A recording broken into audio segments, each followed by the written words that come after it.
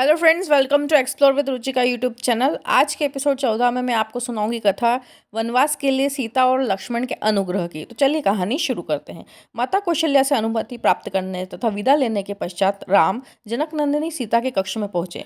उस समय वे राजसी चिन्हों से पूर्णतः विहीन थे। उन्हें राजसी चिन्हों से विहीन देखकर सीता ने माता ने पूछा, हे आर्यपुत्र, आज आपके राज्याभिषेक का दिन है, फिर भी आप राजसी चिन्हों से विहीन क्यों हैं? राम ने गंभीर किंतु शांत वाणी में सीता को समस्त घटनाओं के विषय में बताया और कहा, प्रिय, मैं तुमसे विदा मांगने आया हूँ, क्योंकि मैं तत्काल ही वल्कल धारण करके वन के लिए प्रस्थान करना चाहता हूँ। मैं चाहता हूँ कि मेरे जाने के बाद तुम अपने मृदु स्वभाव और सेवा भाव के साथ माता पिता और भरत सहित समस्त परिजनों को प्रसन्न एवं संतुष्ट रखो। अब तक तुम मेरी प्रत्येक बात का श्रद्धापूर्वक पालन करते आई हो और मुझे विश्वास है कि आगे भी तुम मेरी ही इच्छानुसार यहाँ पर रहकर अपने कर्तव्य का पालन करोगी। सीता बोली, प्राणनाथ, शास्त्र बताते हैं कि पत्नी अर्धांगिनी होती है। यदि आपको वनवास की आज्ञा मिली है तो इसका अर्थ है कि मुझे भी वनवास की आज्ञा मिली है। कोई विधान नहीं कहता कि पुरुष का आधा अंग वन में रहे और आधा अंग घर में रहे। हे नाथ, स्त्री की गति उसके पति के साथ ही होती है, इसलिए मैं आपके साथ वन चलूंगी। आपके साथ रहकर वहाँ मैं आपके चरणों की सेवा करके अपना कर्तव्य निभाऊंगी।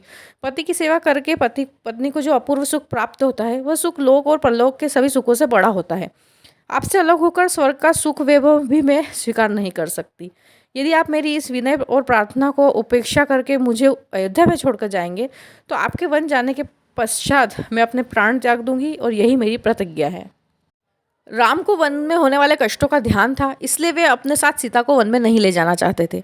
वे उन्हें समझाने का प्रयत्न करने लगे, किंतु वे जितना प्रयत्न करते थे सीता का हठ उतना ही बढ़ते जाता था।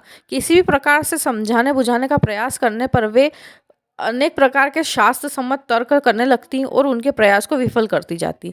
जनक नंदिनी की इस दृढ़ता के समक्ष राम का प्रत्येक प्रयास असफल हो गया और अंत में उन्हें सीता को अपने साथ वन ले जाने की आज्ञा देने के लिए विवश होना पड़ा।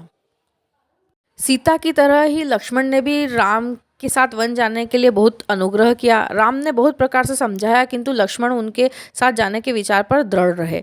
परिणाम स्वरूप राम को लक्ष्मण की दृढ़ता, स्नेह और अनुग्रह के सामने भी झुकना पड़ा और लक्ष्मण को भी साथ जाने की अनुमति देनी ही पड़ी। सीता और लक्ष्मण ने कौशल्या तथा सुमित्रा दोनों माताओं से आज्ञा लेने के बाद अनुनय विनय करके महाराज दशरथ से भी वन जाने की अनुमति देने के लिए मना लिया।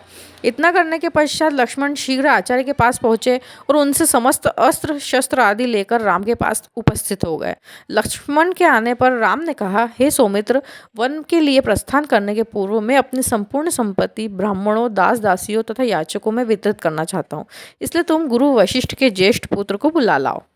इस प्रकार श्री राम, माता सीता और लक्ष्मण ने अपनी संपूर्ण संपत्ति वनवास जाने के पहले सभी ब्राह्मणों में दान कर दी और उसके बाद वे वनवास जाने की तैयारी करने लगे और उसके बाद वो राजा दशरथ के पास अंतिम दर्शन के लिए पहुंचे। जानिए आगे की कहानी मेरे अगले एपिसोड में।